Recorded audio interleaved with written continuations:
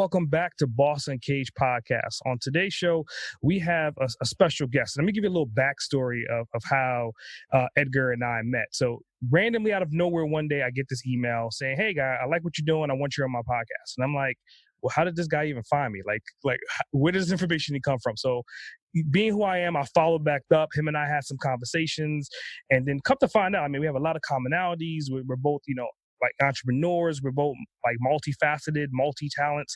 So it just kind of made a great fit. And then we had his podcast on his show, but I'm not going to ruin that. I'm going to let him kind of tell you a little bit of who he is. So Edgar, the floor is yours. Tell our audience who you are. First of all, brother, thank you for having me on the show today. Yeah, man, it was a weird one because the first thing you asked me is why'd you pick me, and talked about it, and to be able to talk about that and have you on the podcast, man, that was amazing. Great outcome. I mean, I've had a lot of listeners reach out and, thankful for the advice that you gave them. And so just a little bit about myself. My name is Edgar Sierra. I am 25 years old. I own the company E.Sierra Media, and I am the host of the Daily Entrepreneur Podcast as well. I've been in business going on 4 years. I hold an associate's degree in criminal justice, a bachelor's in photography with double minors in entrepreneurship, business administration, and I'm currently working on my master's degree in cybersecurity.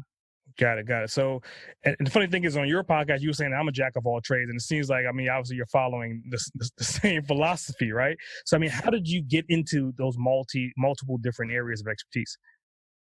Well, you know what? It kind of started when I was really young. When I was about 16, I joined. Actually, it was 14, but I joined what's called the Police Explorer Program, which is like an ROTC for our local police department. And I went on to become the sergeant there, and I ran the program for a couple of years. And one of the things is that there was an officer there by the name of Ira Coffey, and the dude once told me while we were having lunch, he said, "You need to be able to do multiple jobs to be marketable or understand at least different industries." And that always stuck with me, because one of the things is that when I was growing up, my biggest thing was law enforcement. That's what I wanted to do. That's where I always wanted to be.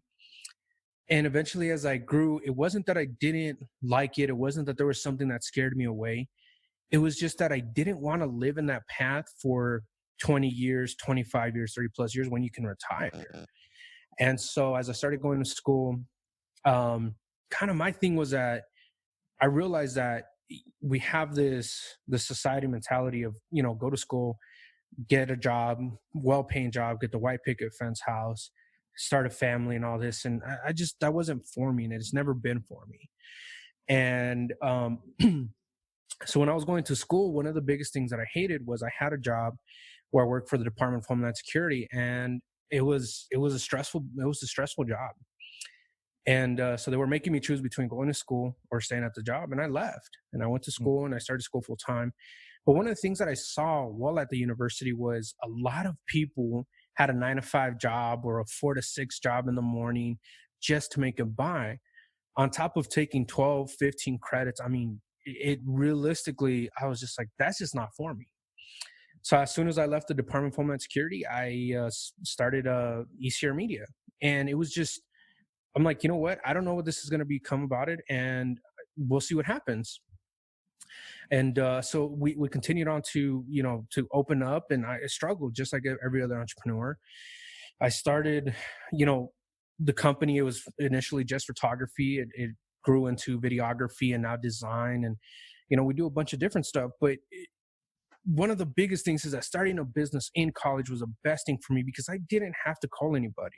I didn't have to worry about calling a boss or a supervisor, say, "Hey, I'm not coming in today," or, any of that. Like if I had an exam and I needed to study, guess what? I studied on my own time. I didn't have to call somebody. I didn't have to worry about going to work. But it also was a balance of getting, taking care of my clients and then coming back, studying for the test, and then doing my test. Like I knew this balance that I really wanted. And one of the things that, and I'm going to bring this up from my podcast that we talked about, is that there's certain industries where you do need school and there's other ones that you don't. My honest opinion is that photography is not something that you should go to school for. I honestly, if I could do it again, I would do it all over, because photography is one of those things where it's very hands-on. Actually 100% of everything that I learned in school about photography, I had already known there wasn't a challenge for me in the photography in photography classes. It wasn't a challenge at all. Business and entrepreneurship were a whole different story. That, I mean, those classes challenged me left and right, and I really dig that. But honestly, to spend as much money as I did on school for what I was taught, it has changed me for a little bit, but not, I wouldn't say enough to say, this degree definitely is going to earn me more money. That's not the case at all. Well, I finished school. Actually, the last part of my semester was right when COVID happened, and so everything went online. And I kind of was starting to figure, like, photography may not always be here. I mean, it might be something that some people do care about, and video and photography people care about in certain brands, and in other companies they don't. And one thing that I took a step back and I said, well, what is something that is always going to be here? And I realized that was the internet. The internet, I mean, if it goes anywhere, we'll lose. I mean, dude, there's going to be some mayhem. Let's be honest with that. There's no way that it would go away. And if it does, like I said, there's going to be mayhem with it. And so I started really thinking about it. I talked to a couple people that I knew about cybersecurity, and I was just like, you know what? That's it. That's what I need to do.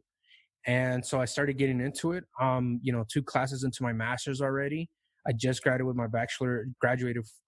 my bachelor's in June, and I'm already on to my master's, and I'm excited. But that whole idea of having multiple incomes from multiple industries is what I really saw was more valuable than anything else at that point. And yeah, jack of all trades, man.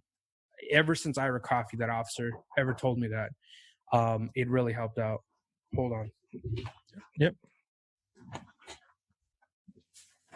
There's no problem. So, I mean, to our viewers, right? So we just had a brief pause. So I kind of want to, like, the definition that you just gave was definitely a fulfilling definition of currently the journey that you're on from education to business, right? So just stepping back into, like, prime example, right? We're in the middle of a podcast. We got interrupted because what are you working on? Like, I mean, tell the viewers a little bit about, like, where you are right now, like what's going on in the background. Why are people knocking on your door talking about construction items right now? So going back to that, man. So as I took on the business, there's goals you have to set, right? And my goal was that by end of 2020, I would have an office. That sped up, and it happened at the end of 2019.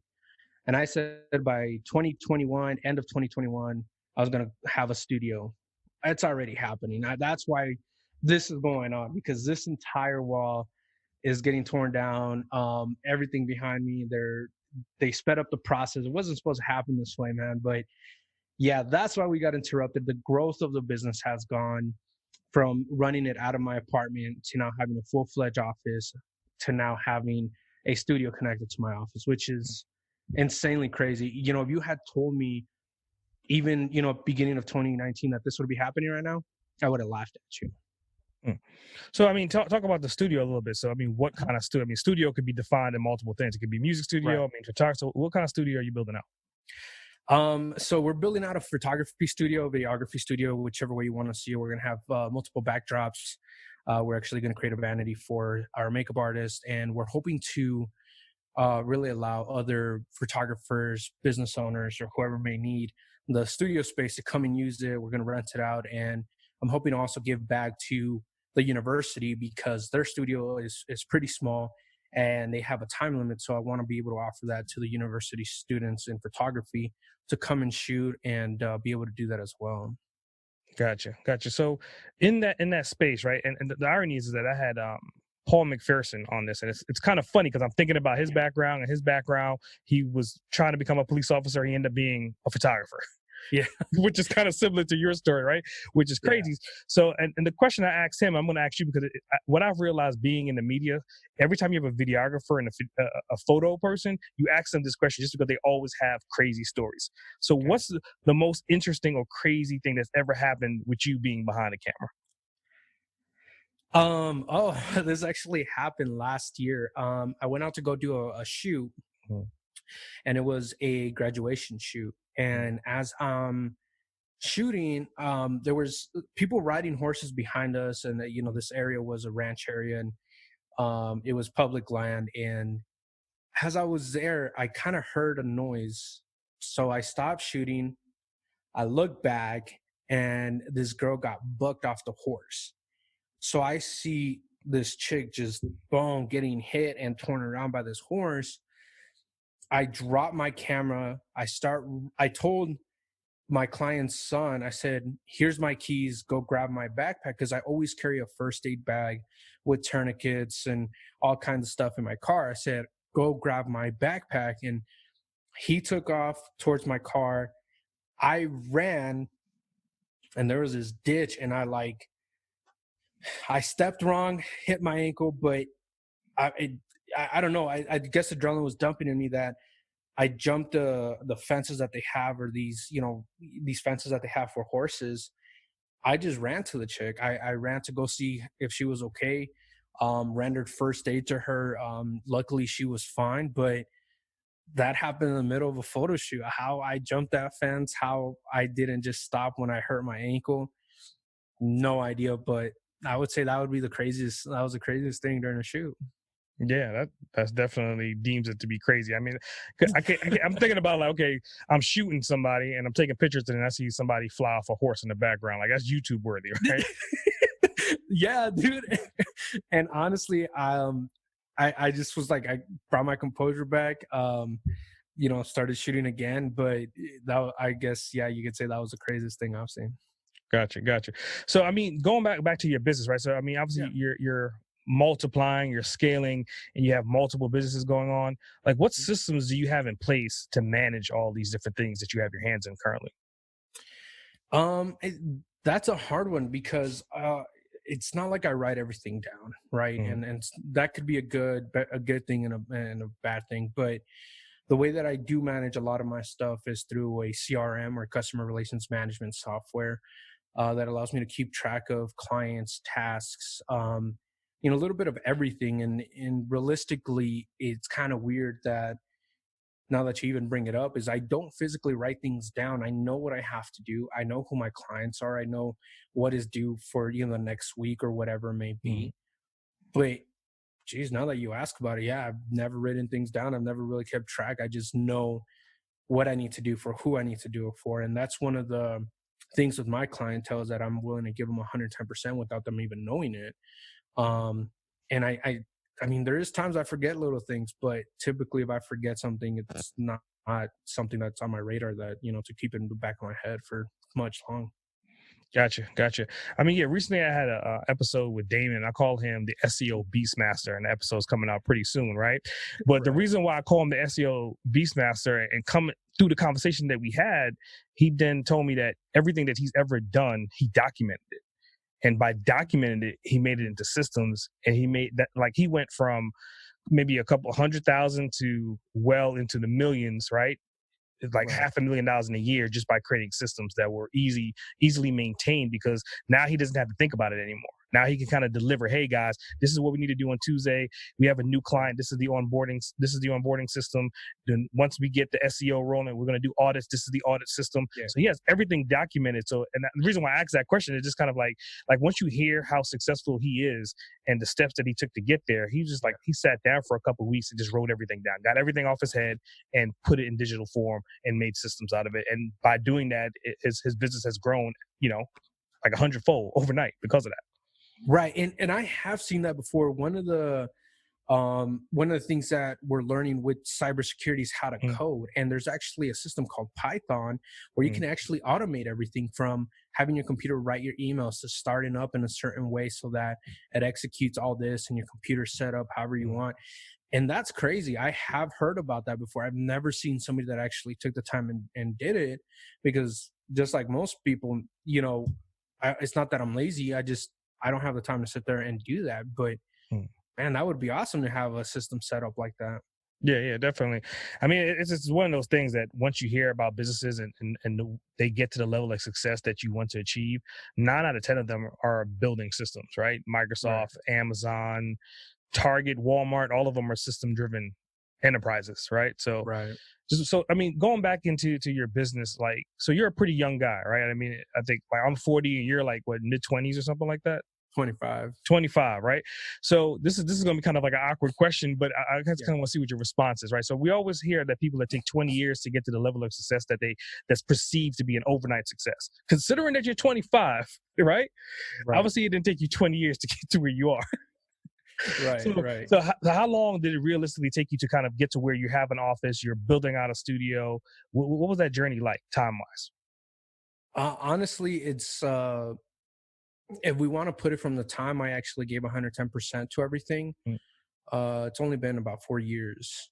But prior to that, I started photography when I was about 16, kind of just shot as a hobby, didn't really care too much about it. Because law enforcement was on my mind, but realistically, when I took it seriously was at the end of 2017.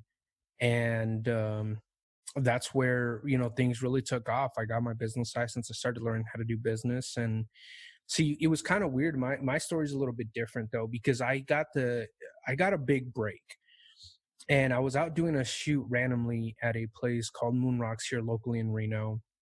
And this random lady came up to me and was like, "Hey, what are you doing?" I'm like, "Oh, we're doing this photo shoot." Now, the reason she asked is I do this type of photography called light painting, which basically you open the shutter up on a camera and you paint with light.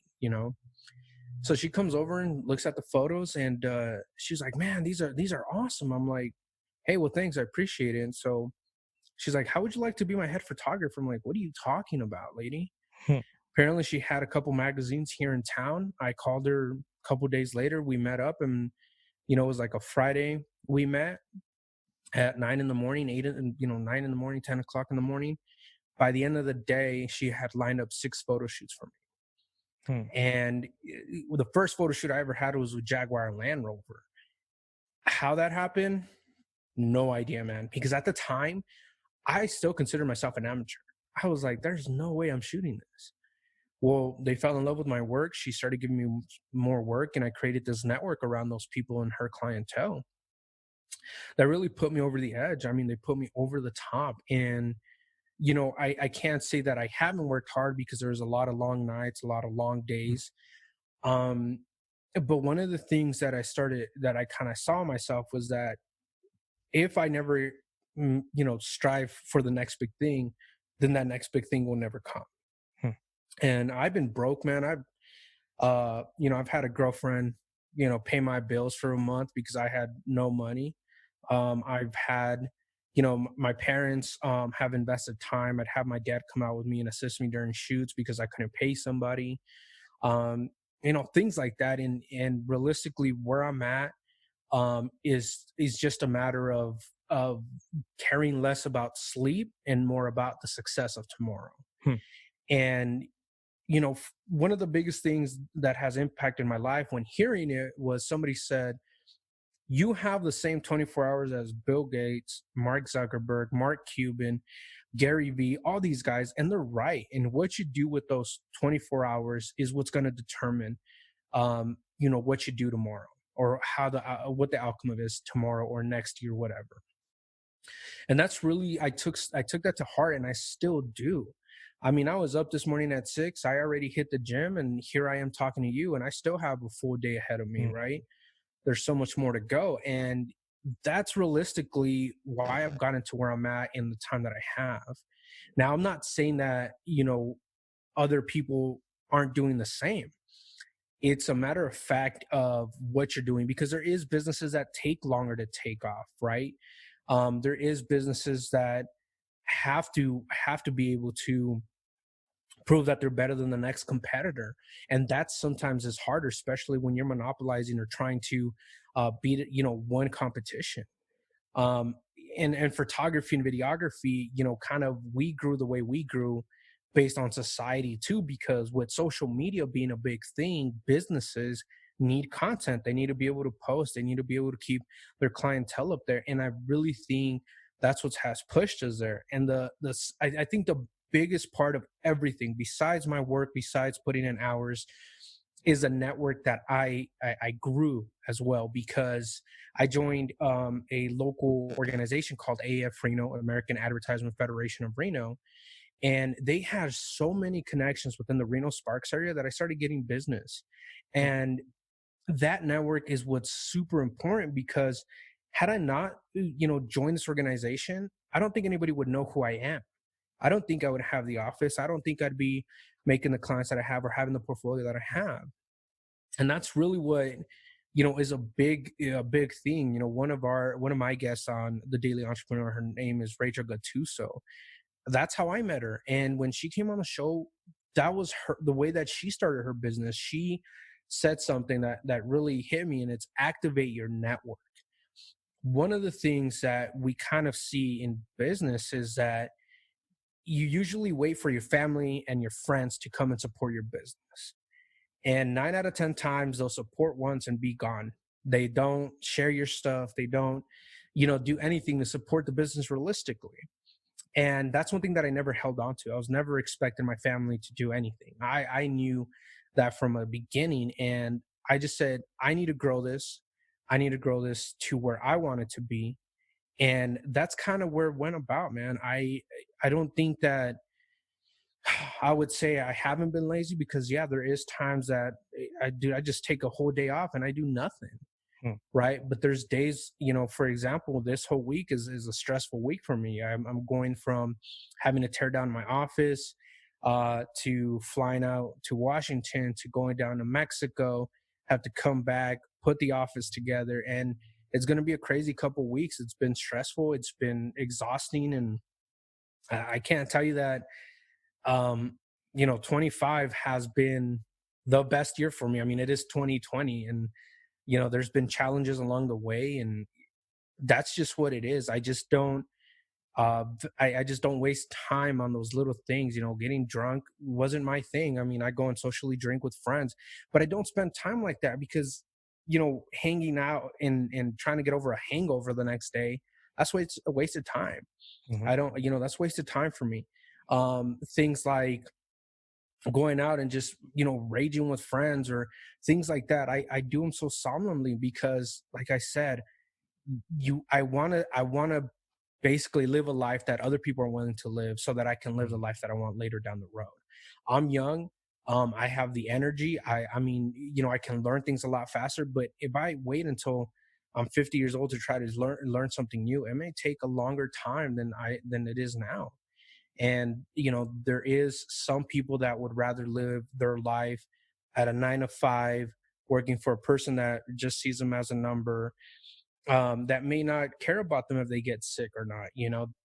That's just not what I want. I want to be able to live uncomfortably, because I still do. I mean, I don't make a whole ton of money. I'm not out here driving a Bentley, things like that. But I know that maybe someday I may have the chance to. I may be able to pay off my house in 10 years versus 30 years. I may be able to live that life down the road. And that's what really matters to me, because at the end of the day, we all get older. We're all going to die. We all, get to that stage. And that's why I'm taking advantage of these young years as much as I can, so that down the road, I don't have to worry about living on Social Security, or don't have to worry about, my kids having to take care of me, or having to put me in their house or whatever, things like that. That's just not what I live for, or what I want. Got you. So, I mean, yeah, I mean, in in those topics that you just brought up, I think one big thing that's the collective theme of what you said is just seizing the opportunities, right? Knowing the opportunities, knowing when they present themselves, and it's whether it's positive or negative opportunities. To your point, right? Negative opportunities being drinking too much and getting hanging over, right? And then trying to recover, and you're wasting 48 hours doing that, versus the positive opportunity is you're at a photo shoot and you're doing light paintings and somebody says, hey, come. And then the thing is, you seize an opportunity. You could have looked at her information and thrown it away, but you contacted her within 48 hours. You followed up. That's the beauty of what you said, is that the opportunity presented itself and you didn't let the opportunity slip through your hands. Right. And yeah, I mean, that's a big point. I mean, look at us. Let's take just me and you, for example. Mm-hmm. Before this podcast started, what happened? I mean, you were talking about something that you want to do in the future. Mm-hmm. And like you said, you brought it up, and I may have somebody that could help you out. So simple like that. Yep. It's a simple, I mean, and you didn't even mean to bring it up. You might have, just had it in the back of your head. And then I asked you, what's new with you? You told me what you wanted to do, and I may have a connection for you. Things like that.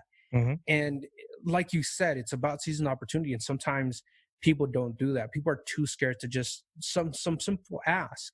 And in business, you don't really have the time for that. If I was like to say, hey, I need this design work. If I never asked you, Mm-hmm. you never know. We may never connect about it. Yep. If I simply ask you, a no is a no. Or hey, I don't have time to do that. Or hey, I may have somebody else that may be able to help you at what you're looking for. Cool. Yeah. But and that's, like you said, seizing that opportunity has been one of the key factors to the success of my business at this point. So what's one thing you would do differently if you could do it all over again? I don't live my life with regrets. Mm-hmm. And I say that because I think every mistake that I've made has made me the man, the person, the business owner, the entrepreneur that I am today. And that is a common question, but dude, I just can't find something that I could say I would do all over again. Because I think had I not struggled when I left, working for the Department of Homeland Security, had I not struggled, I wouldn't value money as much. Mm-hmm. Where now I value and, care about the ROI or the return of investment of every dollar that I spend in this business. I recently met somebody that had money. They went off and spent $150,000 on a business plan with very little to no ROI. And I did it backwards. I was surviving to make this happen, and I was hungry, right? I was hungry for that success. And I think had I had disposable money, I don't think I'd be here right now. I don't think I'd be where I'm at, because then money would just be another thing. It wouldn't have the value that it holds today. Hmm. Hmm. So, I mean, just hearing you speak, right, for a 25-year-old, I mean, it's definitely an inspiration to know that you're the next upcoming generation that can create wealth, that can create businesses, that can create opportunities. Yeah. Who did that for you? Do you come from an entrepreneurial background, entrepreneurial family, your dad, your mom, aunties, uncles? I mean, where does that pizzazz come from? Man, it's the complete polar opposite. My parents are immigrants from Mexico. All they really known, my dad had been working in the factories in Mexico since he was 5 years old. And one of the things that kind of, is their thing is that they never went to school. In Mexico, it's kind of different. You can only go to school until elementary school. Anything over that, you basically have to pay for high school, college, all that. And they grew up in poor families, and that's why they migrated to the U.S. And they've been here, and everything that they've had to do is hard labor. And that's really where I wanted to go away from, because I helped my dad. He was in construction. We did what's called geotech drilling. And on the summers, I'd go work with him. And let me tell you, that was not an easy job. I mean, long days, summers were, 110 degrees. I would get sunburns on top of sunburns. And then I still would have to go home and, get ready for the next day. I had to be up in 6 hours, 7 hours. And it sucked. I mean, it sucked. But that's where I really learned the value of hard working, right? Being in an office and shooting doesn't just take away that hard work. You still have to work. You still, there's still things to do and still planning to do. But that's what I didn't want. I didn't want to have to worry about that 9 to 5. I didn't have to worry about those issues that my parents went through. My parents did what they had to do to raise us. I mean, there's 4 of us. I have another brother and 2 sisters, and they had to do what they had to do to raise us. And, the hardest part was that they had to go through, the recession of 2007. And my parents' jobs were the first ones to go. Construction went down. There was no construction, no infrastructure bills, nothing like that going through. My mom worked in a factory where they did shingles for roofing. If construction's down, that doesn't, there's no production for that. And that's really where I think the drive came from, was knowing that, I had a better opportunity and a better chance at creating a business that I can give back to them. Nice. I was given the chance to go to college. I was given the chance to, finish high school. I was given all these chances. Was it easy? No, but I think realistically, that freedom of not having to have that 9 to 5 or the boss to call or somebody to worry about is what really drove me to be where I'm at today. And pushed to where I'm at. And, you know, kind of a little backstory to all of Mm-hmm. this, I was actually supposed to be a dad at 16. Hmm. I was supposed to have twins with my girlfriend at the time. And I, let me tell you, I mean, she miscarried, and that really drove me to be a different person. How the hell was I supposed to raise kids at 16? I mean, I wasn't even a man yet. I was a fuck man. I was nowhere near where I am today. And that really changed my aspect of life and wanting to have a better place, because had I not finished high school, I'd probably be doing hard labor just trying to make it for my Hmm. family. And I think that really changed the outcome of the future and where I'm at today. Nice, nice. So, I mean, it's safe to say, without any question, without a doubt, is that your upbringing is the reason why you're successful today, right? I mean, just having that ingenuity to kind of see your family overcome those hurdles and you wanting to have more for them gave you the opportunity to seize the day. And it goes right back to you jumping on opportunities. And I think that's probably, you know, I'm learning you more and more as we have these conversations. And, Yeah. obviously, I think just being who we are, I think we're going to have a long-term relationship, right? It's just going to be more so like friends and business partners in the long run. But just hearing you speak, I can kind of hear it in you. I mean, you're an inspiring person. You saw the opportunity to take where your parents were and give back to them by achieving way more, which I commend you for that. I mean, that's not something that an average person is not willing to carry on their back, to carry that Yeah. weight on their shoulders. So definitely applaud you for Thanks, man. that. Appreciate it. So in addition to that, right? So it seems like you're a big family person. How do you juggle your work life with your family life? That's actually really hard. And there unfortunately there's been a lot of missed holidays, missed birthdays, and stuff like that. Mhm. But one thing that has come about it is my opportunity to help out my parents. And I think at the end of the day, even though they get frustrated and stuff like that, they still recognize why that happens, especially working for the Department of Homeland Security. There was a lot of times where I wasn't home during Christmas. I wasn't Mhm. home Thanksgiving, New Year's, things like that. Just some of those things just didn't happen.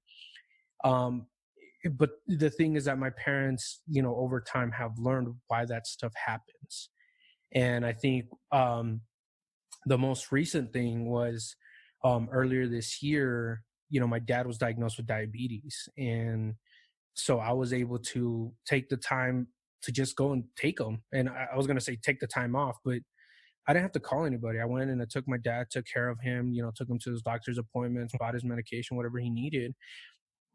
And that's realistically now they're seeing it, where maybe at the beginning they were so hesitant, they weren't able to really see that. And Mhm. now they have. And I think that time and patience has really paid off for them to understand why I'm traveling, why I'm doing what I'm doing. Because when those times do come about where there's a necessity for me to be home or to take care of my parents, then I can do that without having an issue at work or having to call in and waste sick hours or whatever it may be. Hmm. Yeah, yeah, definitely. So, I mean, even continuing on this journey Yeah. of your routines, right? And just understanding your background, understanding how you're juggling your family life. What's your morning habits and your morning routines look like? They have changed. They have really changed, and I think for the better. So kind of going back to earlier this year, it was different. Earlier this year I would have to wake up. I went to several classes in the morning, then I'd have to be at my office all day taking care of clients and taking care of work. And then this pandemic, well, really didn't allow me to be hitting the gym like I wanted it to in the morning. Mhm. And there was times where in the morning I'd wake up, have breakfast, come to work, and I realized that my brain didn't really stop. So I would get home 10 o'clock, 11 o'clock, and I was still thinking about work. And Mhm. there was days where I couldn't sleep. I'd get 2 hours of sleep because everything's on my mind. And how am I going to make this business work through a pandemic? And luckily enough, things started changing. And most recently in the last 3 weeks, I wake up at 6 a.m. That hasn't changed, but I wake up 6 a.m. and get up, brush my teeth, grab some water and head out to the gym. And one of the things that I found out that changes is that it changes my mentality for the day. I feel more positive. I feel like I have more energy. I feel like, all right, well, I already hit the gym for, half hour, an hour. I can do more than this. And I do. Last night I didn't go home until 9 o'clock, and um, I was fine. I didn't feel tired. I didn't, really feel the need to have to take a nap in the day or anything like that. And that I think that then resonates to my clientele and how I'm running my business. Am I only having office hours from 9 to 5, or am I really here from 9 to 9 and killing it? Can I fit in more business? Can I not? It really does change the way that I feel, the way that I act, the way that, my emotions work. Because as you may know, as a business owner, there's never a time when there's not a problem. If it's not one thing, it's another, right? And I'm human, man. I get pissed. I get angry. Yes, I get frustrated. You never feel like anything goes your way. And with going to the gym, I realized that I really let my anger out there. And then I have a positive, I have a more calm mind. I have, endorphins are getting dropped into my body. So it really helps out at the end of the day to just take that time to take care of yourself, read a book, step away from everything. And, that hasn't been the case. That just really started this year because, my first 2 years, it was hustling, man. It was every day, 12, 13, 14-hour days. I didn't go to the gym. I didn't care because I was like, I just need to build this business. Yep. And as you kind of grow and you start, being able to take that time to realize, hey, you need to step away. If not, you're going to burn yourself out, and then you're not going to have a business to go to. You may want to shut down. You may want to quit, and that's not what I want. Gotcha. So, I mean, in that topic, right, I think you kind of alluded to a telltale sign of successful individuals. Not only are they sticking to a routine, sticking to a schedule and working out, but you kind of just said it nonchalantly, but reading, right? Reading books and getting opportunity to kind of grow and scale yourself. So at any given time, somebody's always, like for myself, I'm a big audiobook guy. I'm reading probably like 4 books right now, all on Audible, and I'm juggling them. And I'm really big on reading the book, referring to the reference, going to the link, taking action, making phone calls, and I'm constantly kind of growing and developing that way. So what books are you currently reading right now? Oh man. So it kind of, to go back on this though, I hated reading. Growing up, I hated reading, and I think I hated it more because I was told that I had to do it. Mm-hmm. And when you're told you have to do something, you typically don't want to do it 110%. Mm-hmm. But one thing that I realized is that there's books out there that have to do solely with entrepreneurship.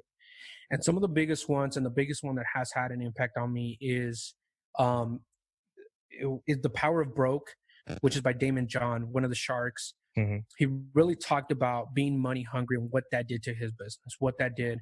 And they have stories from other people such as Steve Aoki. He just really took this apart. And then there's a book called The Subtle Art of Not Giving Up. I don't know how your podcast goes, but The Subtle Art of Not Giving Up.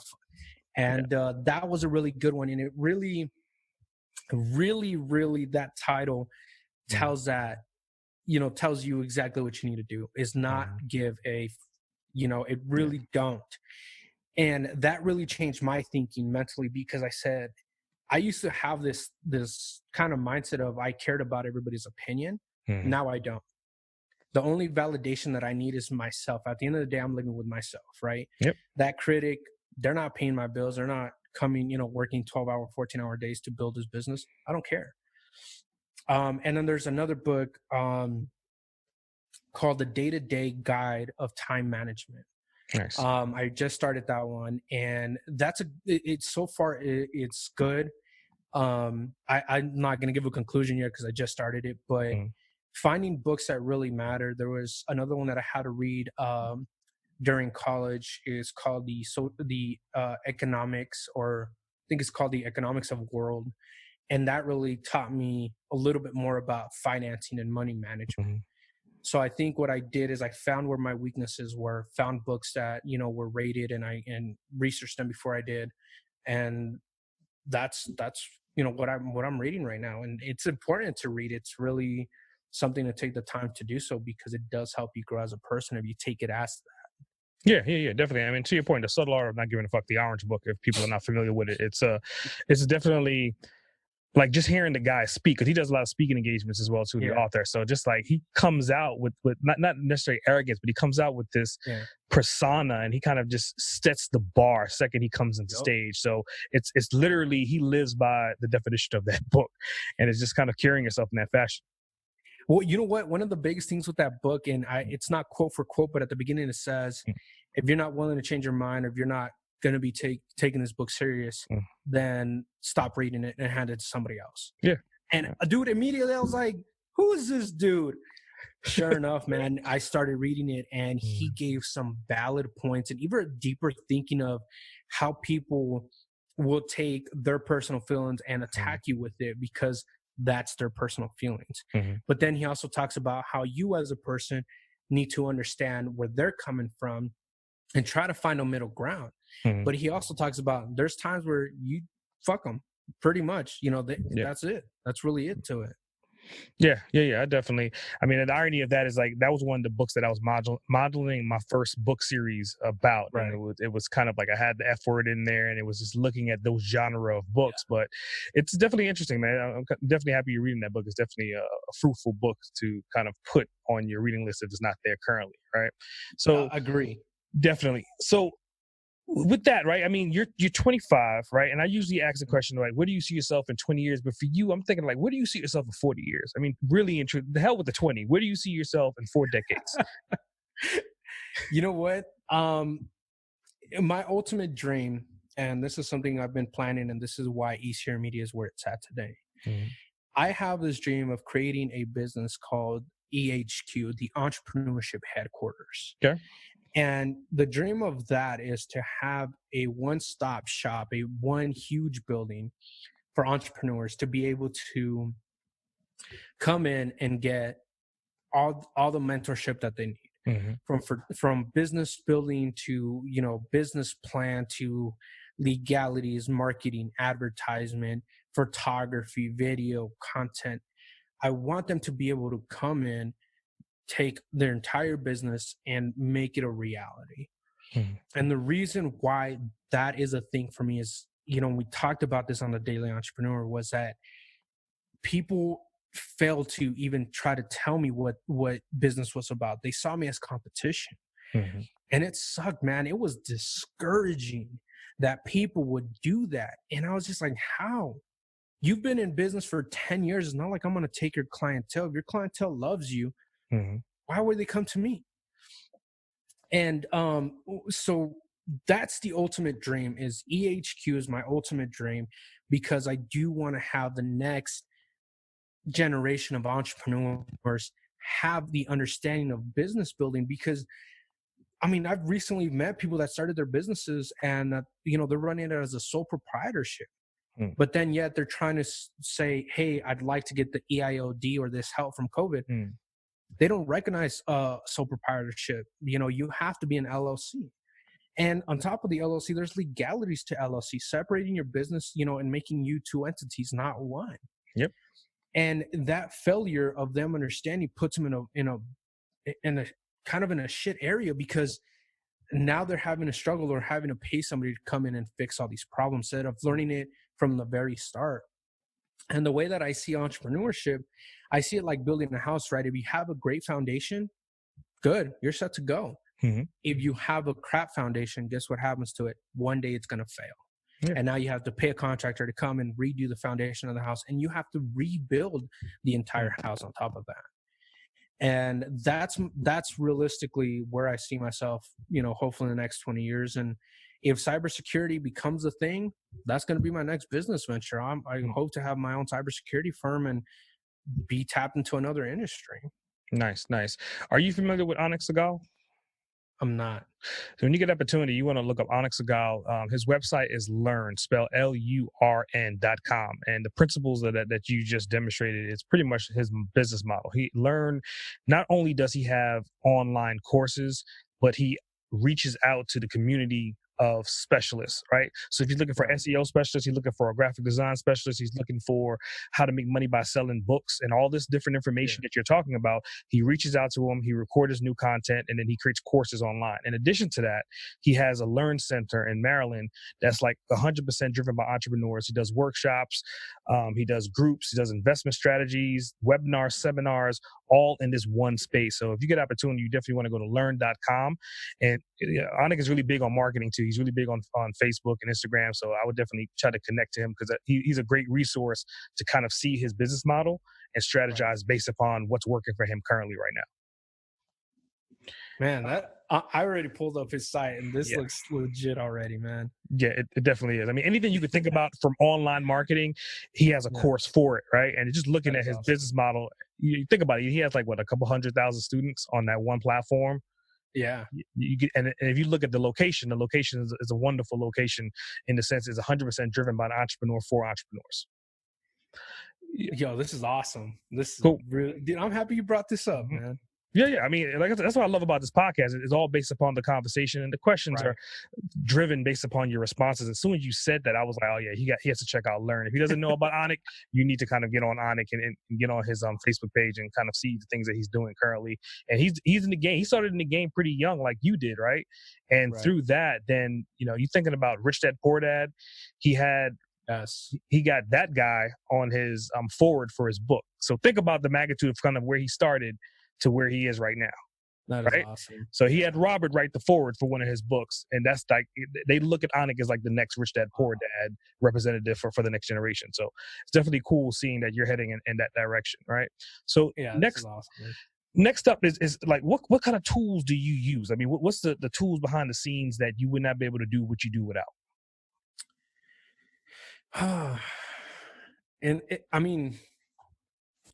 In what sense? Like software based? Are you talking about physical equipment? Are you talking about, I don't know, is it like a driving force behind me, or what do you mean by that? Well, so kind of like spinning off of like you talked about your CRMs earlier. Yeah. So I mean, obviously your Photoshop goes without saying, right?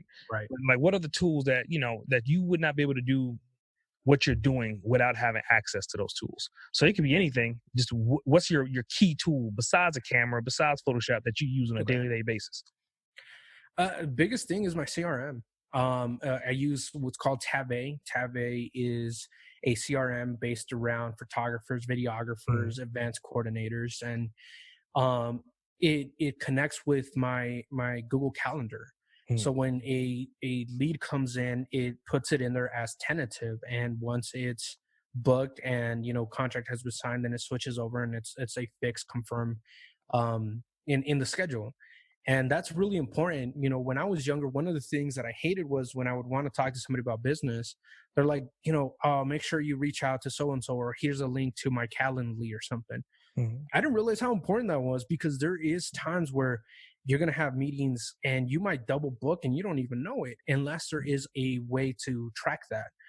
And I think that is the biggest one, because it also, the CRM also allows me to track finances, which right now having an employee and having an office and stuff like that, you need to be able to track your revenues month to month to yearly basis to have that information for some bigger things. If I ever wanted to use money or borrow money from a bank, they're going to ask me for my balance sheet or my profits and losses, and having that CRM allows me to do all that without really having to do much, because as soon as that lead converts to a booked event, then it tracks that revenue and says, hey, this is the revenue for your estimated revenue for this year, which helps out a lot. I mean, that would be the biggest one thing that I need on a day-to-day basis for my business.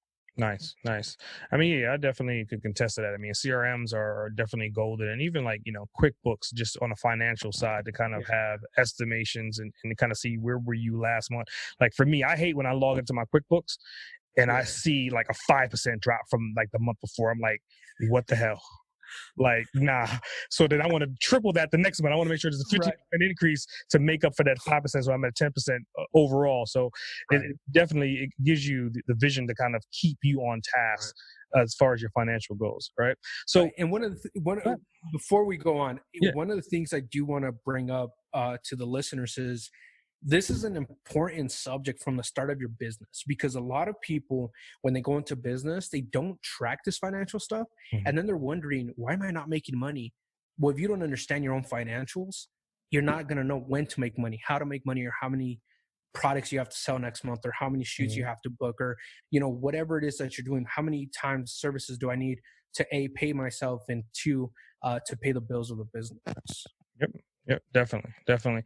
So going into final words of wisdom, right? So obviously you're a young guy, and somebody maybe listening to this podcast, and they may have a kid coming out of high school. What words would you have that's insightful to say, hey, you're coming out of high school, or maybe someone that's 30, 40, 50 years old? What words would you tell them to inspire them to keep them moving forward towards their business goals and objectives? Oh man, there's so much. I'm going to split this into two different things. Okay. First one is, if you're a high school student coming out of college, coming out of high school and thinking about going into college, the very first thing I would say is take time to learn yourself. Take some time off, whether it's 6 months or a year, to go and discover who you are. One of the downsides with society is this belief of going from high school or 12 years of being told what to do, having a summer off, to then being told you need to declare a degree so that you can get FAFSA, right? Mm-hmm. I don't agree with that. I had the opportunity to go and do all these other programs and stuff to kind of teach me where I wanted to be and where I'm at today. So that's the one thing I would suggest. And, if parents are listening, don't force your kids into something that you did because you did it. I want kids to be able to explore themselves. And if they go in with a certain degree and they immediately don't like it semester one, go switch your classes, go do something else. Don't force yourself to be unhappy, because you will continue to be unhappy. Mm-hmm. And if business is something that you want to learn, definitely do a business major, do a different kind of minor in something completely polar opposite, so that you have an understanding of some other business, or you have an understanding of how a different industry works. And secondly, to somebody that's 30, 40 years old, somebody that's already in entrepreneurship or is a business owner, or may want to switch careers or start a businesses, don't be scared to do so. A lot of people get stuck in this hole where they work a 9 to 5 and they do it for 30 years and they don't know what else to do after that. Sometimes they're scared, sometimes they fear, but don't be fearful. Just make sure you either hire somebody or you get mentorship from somebody that is going to teach you exactly the industry you're going to go into. Don't, also make sure you research what you do. Don't get taken advantage of people trying to sell you some business plan for $100,000 and it has zero return. I mean, that would definitely put you in a hole. Make the research, take the time, and always be willing to reach out. If you have kids, make your kids work free for you. Sometimes that is what you need to build your business. And I don't mean it in any wrong form, but your friends and family are going to take that chance with you, and hopefully rightfully so that they do. And at some point, hopefully down the road, once your business is booming, you can buy them some pizza, take them out, or actually pay them. But don't be afraid to ask. Don't be afraid to reach out. And, even my doors are open. My doors are open to anybody that needs, even a one-on-one on Zoom or a phone call. I'm always willing to sit down and talk to anybody about business. Nice. So, how can people, now that you opened up that door, right? So, how can people find you online? Instagram, Facebook, email, phone number? Yeah, across the board, everything is E.Sierra Media. So you can go to www.esierramedia.com. Facebook, same thing, E.Sierra Media. Instagram, E.Sierra Media. LinkedIn, Edgar Sierra is my name. You guys can find me on LinkedIn as well. There's a lot of ways. I would give out my office number, but right now it's disconnected. So it's best to reach me out through email, edgar@esierramedia.com. That's EDGAR @esierramedia.com. Nice. So we're going to go into some bonus questions, right? All right. So the primary bonus question, and I always ask this question because everybody's answer is always going to be 100% uniquely different, right? So if you could spend 24 hours in a day with anybody, dead or alive, who would it be and why? Ooh.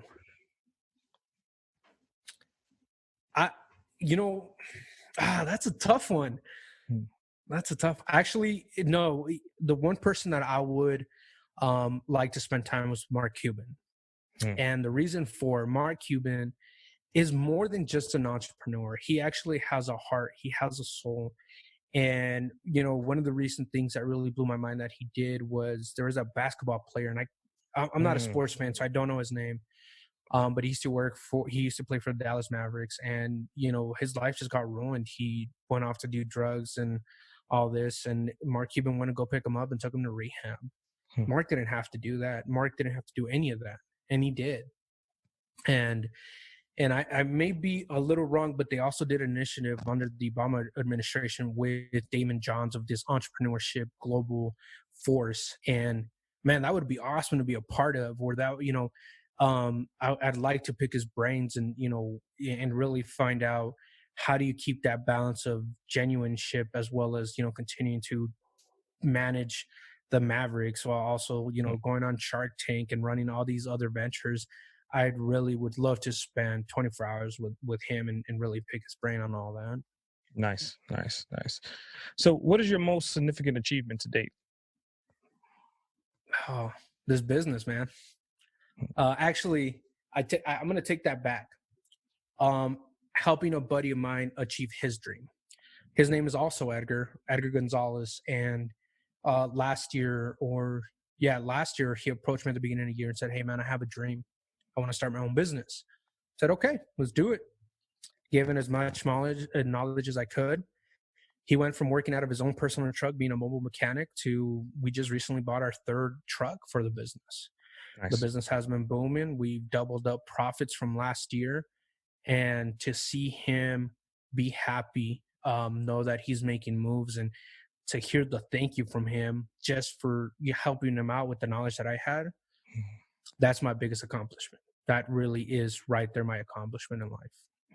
Gotcha. And I think that's like the tip of the iceberg. Because I mean, to your point, I mean, you're in your 20s, and where you are currently right now, in the next 40 years, you're probably going to be able to do that reoccurring on a monthly basis for thousands of people.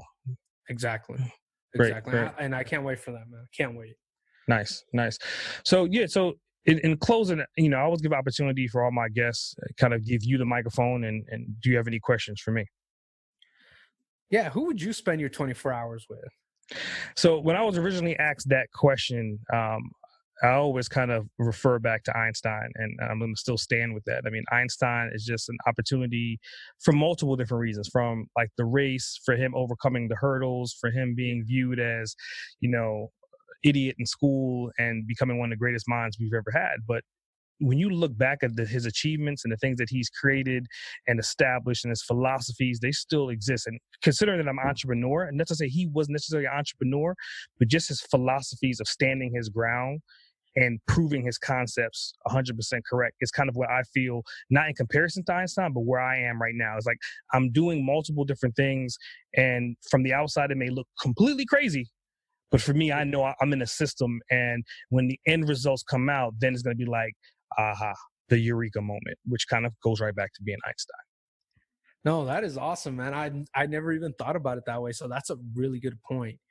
Apart from your books, what books would you recommend, or what are you currently reading? Oh man, I'll just pull up the app because it's just so many different things. So for right now, like literally to our point, our conversation we had earlier today was just kind of like land. So, if anybody that knows me knows that like once I dive into something, I'll dive in 10,000 fold. So like right now I'm working more so in like land, and I'm trying to do some more research on how to acquire land and how to utilize the land. And a lot of people think buying land essentially is building something. And I'm like, well, there's opportunities to get your hands on land and use the land and monetize the land and still have opportunities to grow the land from just monetizing trees on the land and using the land for not farmland, but for recreational purposes. And then afterwards, you can build on the land. So you can use that land and make money 10 times over before you build anything on it. So for right now, I just got into this book series called Land Buying Tips for the Pros. And the book is really a solid book. It was kind of like a keyword find. I'm listening to the audio book, and the guy, he resourced to maybe 10 to 15 land developers, guys that were like him that started off buying land, and he's asking them different questions. Okay, so you're a title guy. Tell us more about titles. Well, you're a guy that's doing more resource and development for land and discovering the quality of the soil. Tell us more about the soil. So in this book, it's just like millions of resources that these 4 to 5 different high profile individuals are disclosing in this book, and there's 2 volumes. So that's one book that I'm like reading over and over and over and over and over again right now. In addition to that is T. Harvey's The Secrets of a Millionaire Mind. That's definitely a solid book. And, you know, I've been to a couple of his events like last year as well too. So kind of figured out that he had a book and just listened to his book, and just his philosophy is going back to financials. And it's kind of, you always hear about the 80-20 rule, and he's kind of saying, okay, look, if you're making $100, then 10% should go here, 10% should go here, 10% should go here. And he has this complete system of how to devise your $100 amongst these buckets as they're called. So you have a savings bucket, but it's not necessarily a savings bucket. It's a bucket for you to grow enough monetary value to go buy a piece of land and buy an asset. And that's exactly what he's doing, right? He's saying, hey, you take $10 and you spend it on yourself, but you take $10 and you give it back to somebody. You take another $10 and you put that towards your global wealth fund. So that's another really book that I'm reading right now currently. That's a really interesting point of view with that. That really is. Yeah. It's on the Millionaire Mind. It's a Millionaire Mind initiative. If you ever have opportunity, it's definitely a really cool initiative. It's like a 2-day weekend workshop. And just the information that you get and the people that you meet in those environments is like, you can't find other people like that anywhere else in the world. So it's kind of like a Tony Robbins kind of feel. No, that's awesome. And Tony Robinson, I mean, he really has some great books that, you know, some people should really pick up and really and read, because they're really good. Yeah. Well, just talk about Tony Robbins in general. If you've never been to a Tony Robbins event, make that shit happen at least once in your life. Like, seriously, like, I mean, he has micro events and he has like the huge events that he does in like Hawaii, but you know, he comes to events all over the country on a regular basis. So I would think if you have opportunity, definitely get to it. 'Cause to see people sitting down, coming in, the studious individuals that are business-minded people, and their hands are crossed like this, and they're listening to like, he's not gonna make me do anything.